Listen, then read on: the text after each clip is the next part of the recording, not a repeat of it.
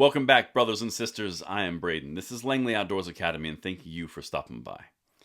All right, guys, the content that we're going to talk about tonight is crucially important for you guys to be aware of and send out.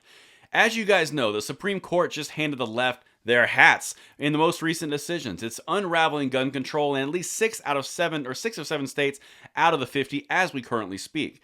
Constitutional carry is now in 25 states out of 50, and we are marching forward with our Second Amendment rights. But that does not mean that the leftist gun controllers are going to give up. They are just going to change tactics, and that is what we're going to talk about tonight.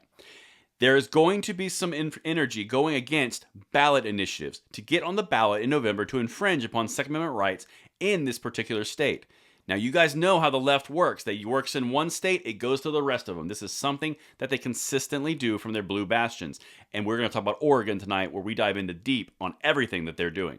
Everything is linked in the description box below. We would love to have that subscription. We want to earn it every single time we put a video out so we can be together and have you in the fold to further our Second Amendment rights and pass the blessing on to the next generation. And with that said, thank you for consideration. Let's dive into what's happening in Oregon, because this is just the beginning. This is not the end of this tactic. Check this out.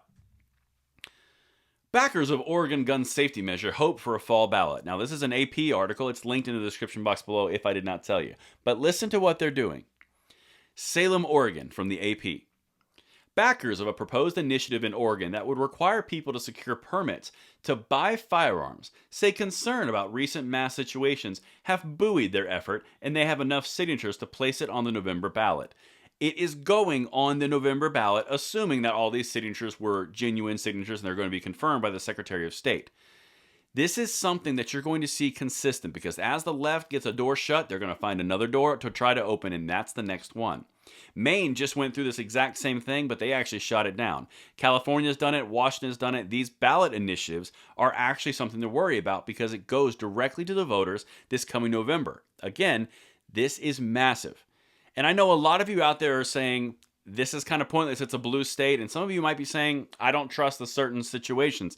The point is, we have got to show up and bring every single person that we know, get every single person that you know out to the polls, because even in the event something nefarious occurs, you need to drown it out with as many humans as possible to make it nullified. That is incredibly important, because we are going to pass these blessings along, but we got to fight, and that's how we're going to do it. But let's get back to the article. I had to say that part.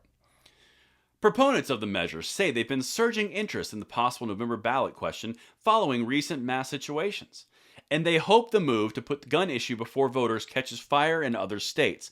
Translation: we do this in the blue bastion of Oregon. We try to make it happen. It's worked in California. It's worked in Washington State. Let's get it other places. This is not going away. Take that to the bank. But look at what they actually want people to deal with. It would ban large capacity magazines over 10 rounds, except for current owners, because that makes sense, law enforcement, and the military, and require a permit to purchase any gun. You now have to ask the permission of the government to have a Second Amendment right should this work. Again, it's going to be on the ballot in November in Oregon. The state police will create a firearms database. No red flags there. Anytime that a government organization has created a database, in the best case scenario, you've got security concerns, i.e. California, Bonta, that whole DOJ leak thing. In the worst case scenario in history, you've got a whole lot of bad things that basically started with a registration for safety and then became confiscation. It's not a good look no matter how you shake it, but listen to what's required to actually look at the permits. Again, this is going on the ballot in Oregon. This is not a joke. To qualify for a permit, to qualify for your rights, an applicant must complete an approved firearm safety course. So now you have to have testing on existing rights. Almost like that whole poll tax. That's kind of weird how that was unconstitutional, but this isn't. Pay a fee. You have to have a fee for your rights. Provide your personal information, a little bit of New York from social media sharing. Submit to fingerprinting and photographing. And pass a criminal background check. Those last two are pretty standard. The person must apply for the permit from the local police chief, county sheriff, or their designees. You literally have to go to an individual person and say, hey, I've done all the criteria for my rights. Can you please bless this too? You get an anti-gun sheriff, or you get an anti-gun designee, designee. And they can completely undermine all your rights. This is a mix match of the worst things possible. Listen to what the NRA has to say. The National Rifle Association's Institute for Legal Legislative Action has denounced the initiative, saying on its website that, quote, these anti-gun citizens are coming for you, the law-abiding firearm owners of Oregon, and your guns.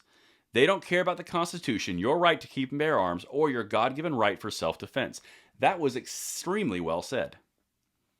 Now, the big thing here is if they go down this ballot initiative road, it becomes a lot different in the unconstitutional versus constitutional. You get all sorts of lawsuits the same way, but putting it on the ballot, just like they do in California for Proposition 8, all sorts of different things, this goes directly to the people, and you open yourself up to a lot of things that are direct infringements upon your Second Amendment rights. Let me know what you guys think in the comments field below, and we will be watching this tight as it moves forward, and I will see you tomorrow morning on the bullet points. I'm Braden. See you later.